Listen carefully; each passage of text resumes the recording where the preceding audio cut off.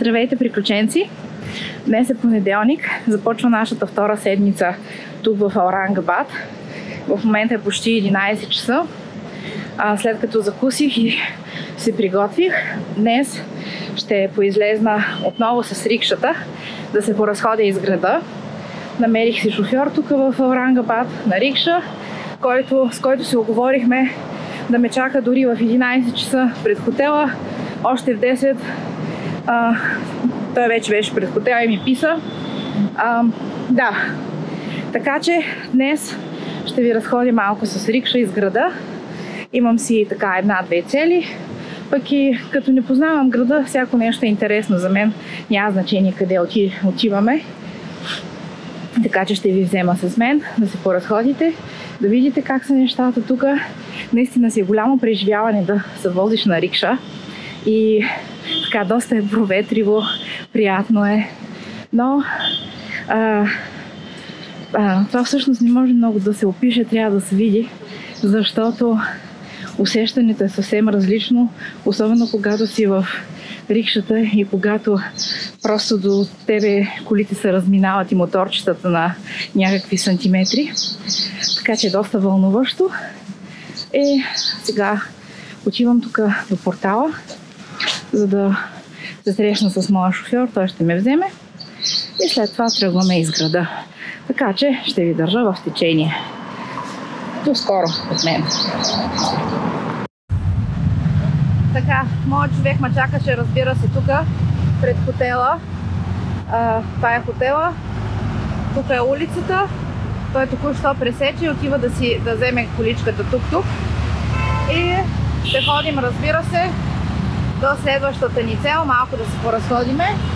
Ето така спира тук такситата. Ето сега той идва. Ще влезне малко в насрещното, след това ще дойде при мен. Такива неща. Весели. Идва точно да ме вземе, няма как иначе да се разкарвам. Окей.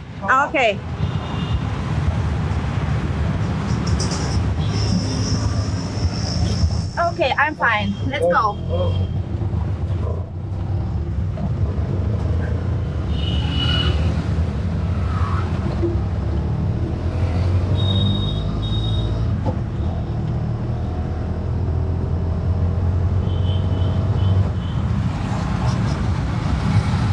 Дори днес не се пазарихме за цена, тук ми каза колкото ми платиш толкова.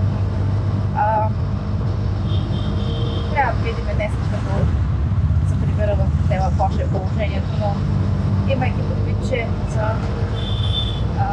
около 5-6 евро да разкарват цял ден тук сумати километри, тук хората са много бедни, така че според мен това е пълно окей.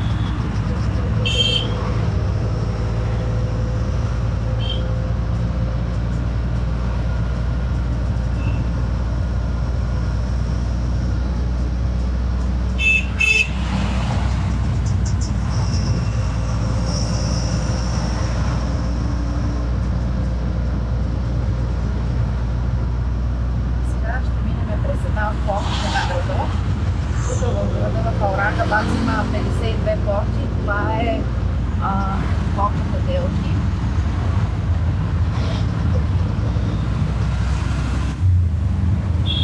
Ето я.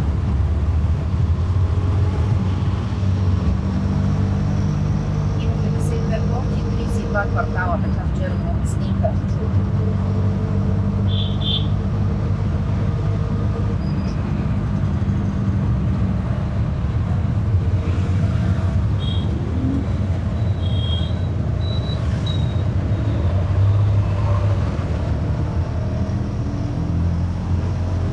Всичките им стени са изрисувани. Имат и големи градини, паркове.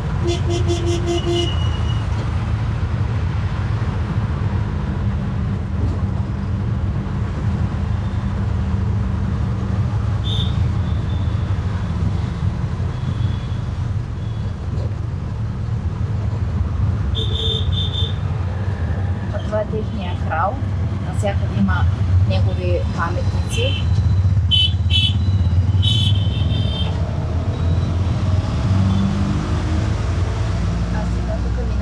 През музея на войната. Ние бяхме в събота тук.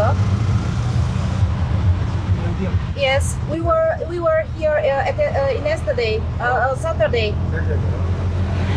В музея на войната.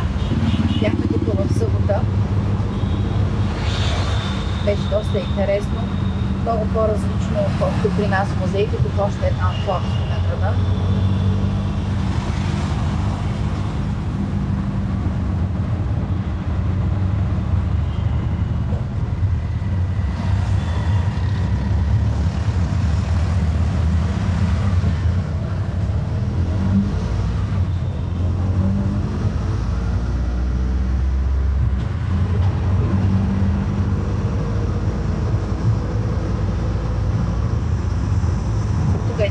Конферентна зала вчера. Тук се правят конференции в тази сграда.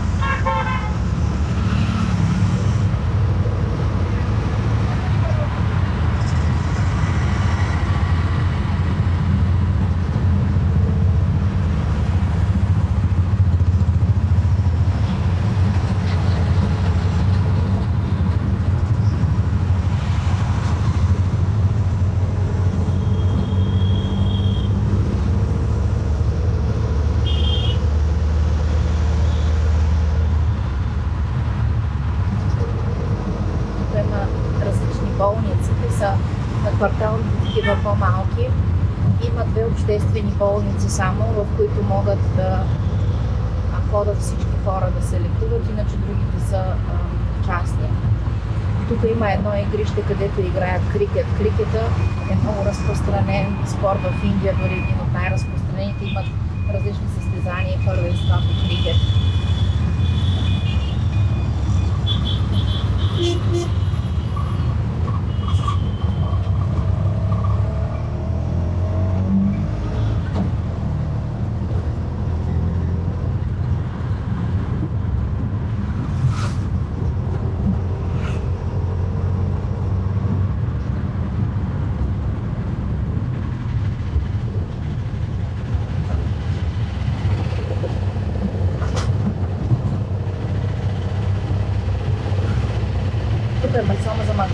Магазин за месо имаше.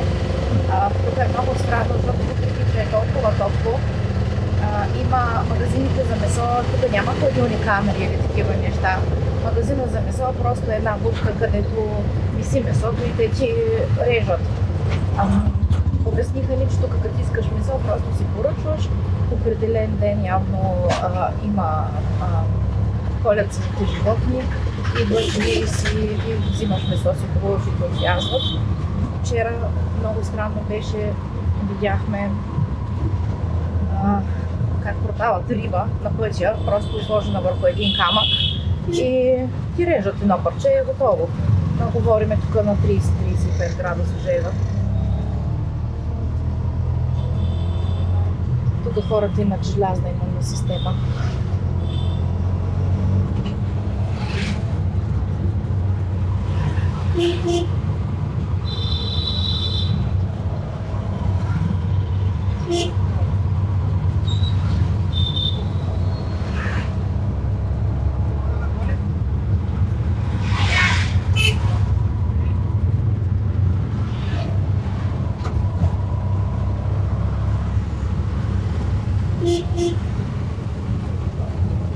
животни по улицата. Тук има козички.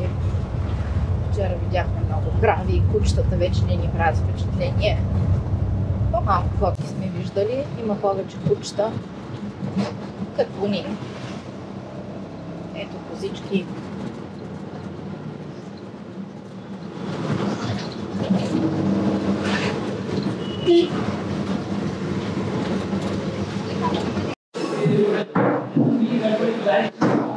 В момента съм в почтата.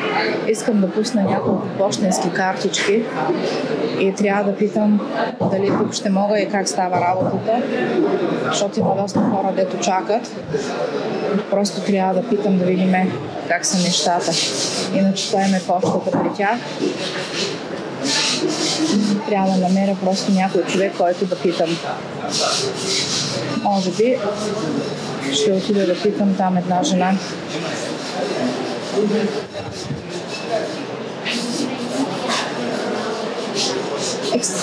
Excuse me, I would like to send some postcards to Europe.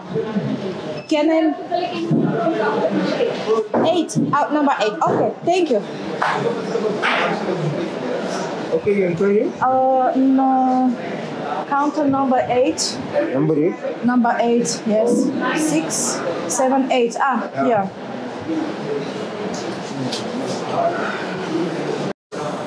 Така, тук първо ми казаха, че трябва да чакам на 8 гише, сега ми казаха, че трябва да чакам на 7. Опашката е доста голяма, но ще изчакаме да видим. Все пак всички хора чакат. Аз не съм привилегирована и не искам да бъда, така че ще си изчакам реда, за да си пусна картичките. Има доста хора, нямам представа кое за какво е, какво ползват тук, но като цяло, да, това е за сега.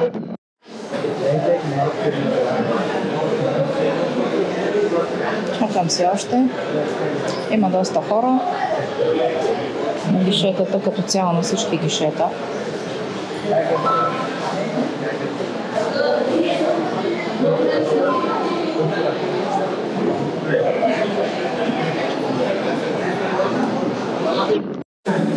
Тук имат една много странна система за плащане. Плащат всичко с карта като цяло, не в брой. Имат си специални QR кодове, които си сканират и така плащат с тяхната система с специални епове. Hello, I would like to send some postcards to Europe, to Germany, Bulgaria and Netherlands.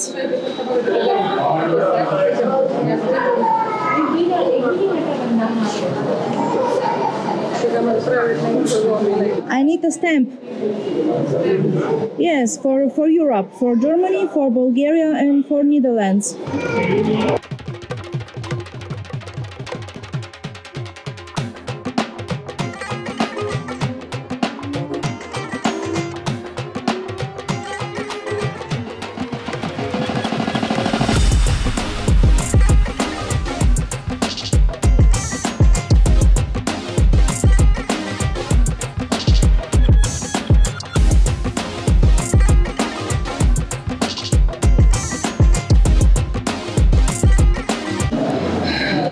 Как се поръща картичка, сега трябва да чакам да видим.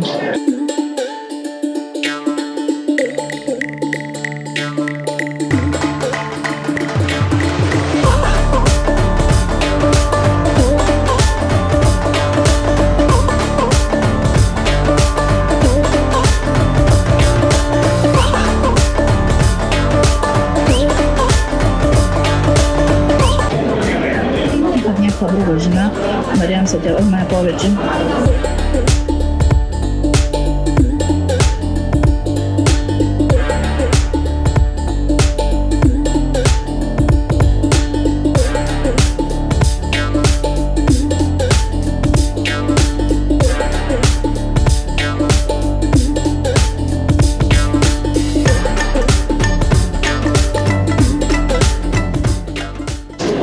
Изпращането на няколко картички ще ми коства може би 1 час. Докато си купя марки, значи за да ми кажат какви марки ми трябват, чаках 20 минути, ама не можеха да ми ги продадат, сега чакам на друго гише, което не е заето. Да видим кога ще го вземе някой. Записахме ми това.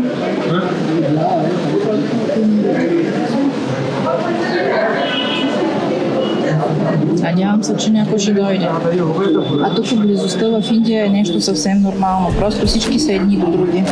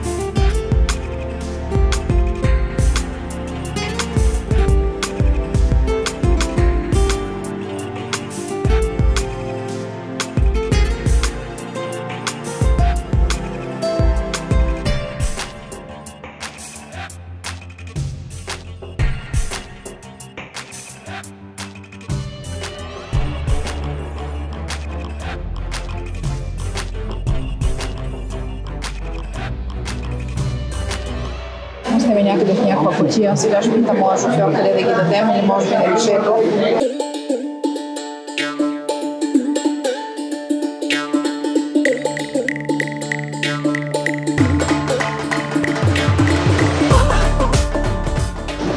Това е пощата в Аурангабад. Тук ни трябваше около 1 час, за да пуснем няколко картички.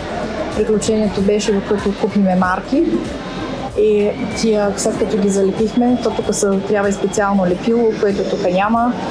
Трябваше да пуснем пощенските картички в ето тази пощенска кутия. И сега с моя шофьор ще ходиме към следващата цел. Днес приключението беше индийски пощи. До скоро!